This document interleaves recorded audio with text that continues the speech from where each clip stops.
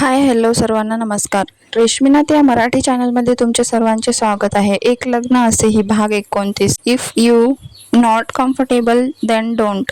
देवांश गालात हसत म्हणाला. त्याच्या विचारांचा खूप अभिमान वाटला तिला.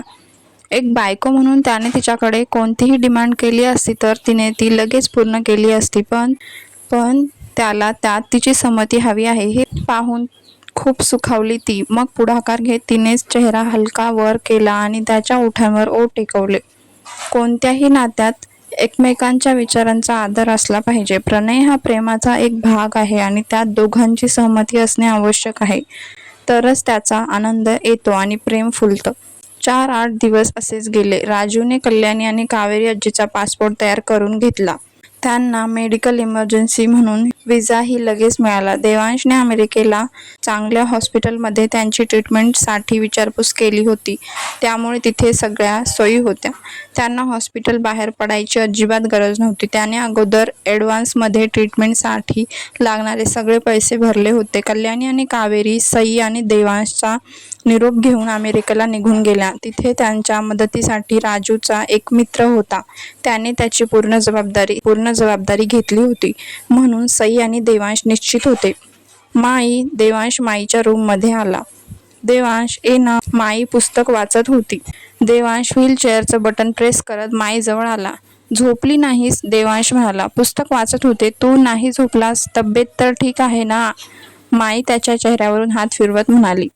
माझी तब्येत ठीक आहे, देवांश म्हणाला. जाणवत आहे तू आता पूर्वीसारखा मन मोकळा वागत आहेस. तुझी आणि हे सगळं माझ्या सुनबाई मुळे हो ना? माई म्हणाल्या. देवांश गालात हसत म्हणाला. सईला तुझ्या आयुष्यात आणून काही चूक केली नाही याची खात्री पटली मला, माई म्हणाल्या. बरं ते जाऊ दे, मला तिच्याबद्दलच बोलायचं होतं, देवांश म्हणाला. काय? माई म्हणाली. माई मी असा विचार करतोय की सईने तिचं शिक्षण पूर्ण करावं, देवांश म्हणाला. ती करते ना, माई म्हणाली. माई तिला त्याच्यासाठी कॉलेजात जायला लागेल. घरी बसून एवढा अभ्यास होत नाही. त्यात ती किचन मधली किती कामं करते. तिला वेळ कुठे मिळतो अभ्यासाला, देवांश म्हणाला. अरे पण मी कुठे म्हणाले तिला किचन सांभाळ, माई म्हणाली. माई तुला माहीत आहे ना ती घरी कामे करायला लागली आहे. सगळे नोकर कामचुकार झाले आहेत, माई हसत म्हणाली. यासाठीच तिने कॉलेजला जायला हवं. तिचा वेळ जाईल आणि नीट होईल, देवांश म्हणाला. जायला काही हरकत नाही, पण ती प्रपोजदार घरची सून आहे. लोक काय म्हणतील, माई म्हणाल्या.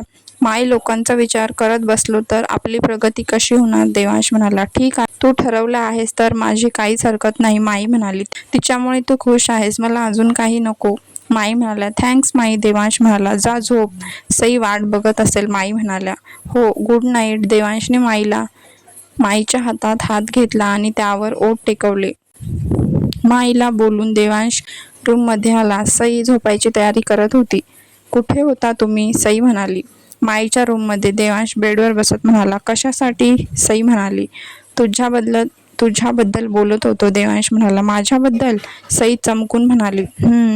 कम. देवांशने तिला हात केला आणि ती त्याच्या मिठीत शिरली. त्याने तिच्या हाताच्या बोटात त्याची बोटे गुंफून त्यावर किस केले. सई गालात हसली. तुझ्यासाठी माईकडून परवानगी घेतली, देवांश ती न समजून त्याच्याकडे बघत होती. कॉलेजला जायचं आहे, एक्झाम येत आहेत, देवांश म्हणाला. अहो मग काय म्हणाल्या माई, सई कुतूहलाने म्हणाली. नाही, देवांश. तो शब्द ऐकून सईचा चेहरा लगेच पडला. मला नाही असं कधीच म्हणणार नाही, माई, देवांश ओठ दाबून हसत म्हणाला. मी म्हणलं ना तुम्हाला त्यांना नाही आवडणार, सई म्हणाली. माई मला नाही असं कधीच म्हणू शकत नाही, त्याने पुन्हा त्याचं वाक्य उच्चारलं आणि आता कुठे तिची ट्यूब पेटली. देवांश म्हणजे माई, सई त्याच्याकडे मोठे डोळे करून म्हणाली. हो म्हणाली, देवांश हसत म्हणाला. मग अगोदर नाही असं का म्हणालात, सई ओठ बाहेर काढून म्हणाली. तुझी मजा घेत होतो, देवांश हसत म्हणाला. तुम्ही ना खूप वाईट आहात, सई लटका राग दाखवत म्हणाली. खरंच, देवांश बारीक डोळे करून म्हणाला. हो, सई म्हणाली. किती वाईट आहे, देवांश ओठ बाहेर काढून म्हणाला. खूप खूप खूप, सई हात वर करून म्हणाली. रिअली, देवांश म्हणाला. त्यावर सई कुदकन हसली. मग देवांशने तिला गच्च मिठी मारली. तिनेही हसत त्याच्या छातीवर डोकं टेकवलं. दुसऱ्या दिवसापासूनच सई कॉलेजला जायला लागली. तिच्या 1-2 मैत्रिणी होत्या ज्या तिला नोट्स द्यायच्या, पण बाकी पूर्ण क्लास तिला अनोळखी होता. तिला बरीच लाज वाटत होती. मग काही दिवसानंतर ती रुळली. एक्झाम जवळ होत्या, त्यामुळे ती आता मन लावून अभ्यास करत होती. तिच्या घराच्या बाहेर जाण्या-येण्याने सोनाली आणि तारा नाक मुरडत असायच्या, पण माईची परवानगी असल्याने त्यांना काही बोलता येत नव्हतं. सईने कॉलेज जॉईन केलंय, तरी तिने घरच्या कामांना कधीच टाळलं नाही.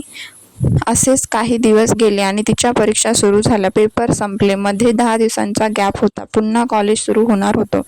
या 10 दिवसात तिने आणि माहीने खूप मजा केली. नवीन कॉलेजसाठी शॉपिंग पण केली आणि बघता बघता रिझल्टचा दिवस आला. सई रिझल्टसाठी कॉलेजला गेली आणि राजू सोबत होता. सई रिझल्ट घेऊन गाडीजवळ आली. तिचा चेहरा पडला होता. व्हॉट हॅपन सिस्टर, राजू काळजीने म्हणाला. राजू दादा, सई रडका फेस करून म्हणाली. हा बोल, काय झालं, राजू म्हणाला. तिने रिझल्ट त्याच्यासमोर केला. राजूने पाहिला आणि त्याचे डोळे मोठे झाले. सिस्टर तू, राजू आश्चर्याने म्हणाला. मी नापास झाले राजू दादा, सई रडत म्हणाली. म्हणजे फेल ना, राजू म्हणाला. हो, आता देवांश रागावतील, सई रडत म्हणाली. राजूला हसूच आलं, पण ती अजून रडेल म्हणून तो काहीच म्हणाला नाही. नाही रागवणार, मी आहे ना, राजू तिला दिलासा देत म्हणाला. नाही रागावतील, किती काय काय केलं त्यांनी आणि मी फेल झाले, सई उलट्या हाताने डोळे पुसत म्हणाली. मग काय झालं, आजकाल कोणी पण फेल होतं. पेपरच एवढे हार्ड असतात, बिचारे स्टुडंट तरी त्याला काय करणार, राजू म्हणाला. हो ना दादा, माझा एका महिन्याचा तर अभ्यास होता, सई डोळे पुसत म्हणाली. मग काय, अजून वेळ मिळाला असता तर कदाचित 2च सब्जेक्ट गेले असते, राजू म्हणाला. पण देवांश, सई म्हणाली. तू घाबरू नकोस, मी आहे ना, चल, राजू म्हणाला. कुठे, सई म्हणाली. ऑफिसमध्ये, त्याने तुला ऑफिसात घेऊन यायला सांगितलं आहे, राजू म्हणाला. नाही, मी ऑफिसात येणार नाही, तुम्ही मला घरी सोडा, सई म्हणाली. घरी, राजू म्हणाला. हो, आज मी त्यांच्या आवडीचं जेवण बनवते, सई म्हणाली. त्याने काय होईल, राजू म्हणाला. खाऊन पिऊन झाल्यावर जरा ओरडा कमी बसेल, सई म्हणाली. आता मात्र राजूला हसू कंट्रोल होत नव्हतं. त्याने मोठमोठ्याने हसायला चालू केले. काही नाही, चल घरी सोडतो, राजू म्हणाला. त्याने सईला मॅन्शन बाहेर सोडला आणि तो ऑफिसमध्ये परतला. देवांशने त्याला विचारले, पण त्याने काही सांगितले नाही. राजू, सईचा रिझल्ट, देवांश म्हणाला. ते तू सिस्टरला विचार, मी planning surprise for you, Raju म्हणाला. ओ रिअली, देवांश खुश होत म्हणाला. या, राजू म्हणाला. एक काम कर, घरी जाताना एक मस्त बुके आणि चॉकलेट घ्यायची आठवण कर, देवांश म्हणाला. येस बॉस, राजू ओठ दाबून हसत म्हणाला. समोर काय झाले पाहूया पुढील भागात. हा भाग कसा वाटला कमेंट करून नक्की सांगा. भेटूया पुढील भागात.